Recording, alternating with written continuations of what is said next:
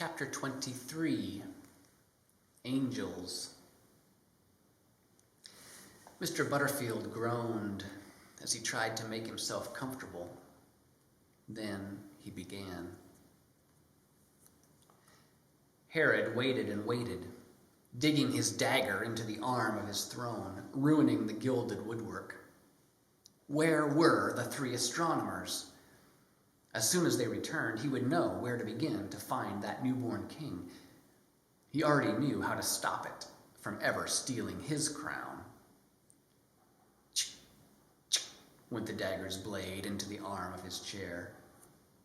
Gathering up their memories, brushing the straw off of their robes, Caspar, Melchior, and Balthazar camped outside Bethlehem and lay gazing up at the dancing constellations.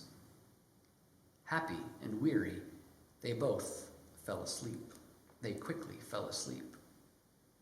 Suddenly, soft as sheep's wool, white as sheet lightning, an angel came swooping into their dreams. "Don't go back to Jerusalem. Don't tell King Herod what he wants to know.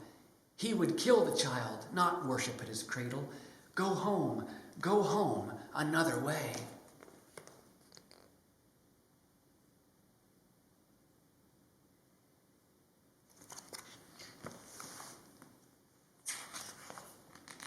So that's what they did, urging their camels into a gallop, cutting their pack mules loose. Caspar was in such a panic to obey the angel that he never stopped to wonder how he and Melchior and Balthazar had come to dream the same dream at the same moment.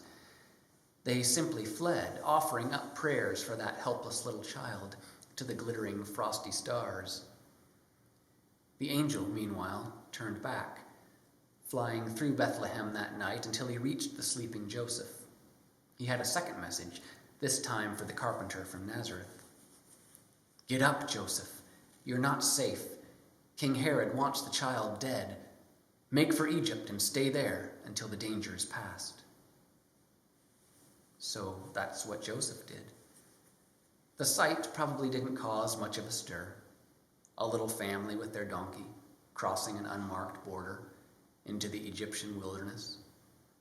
They glanced back from time to time for signs that they were being followed, but mostly they looked ahead.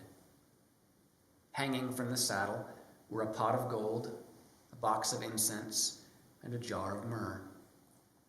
Cradled in Mary's arms was the Savior of the world. They would get by, Joseph comforted himself. God would take care of everything. And anyway, a good carpenter can pick up work anywhere.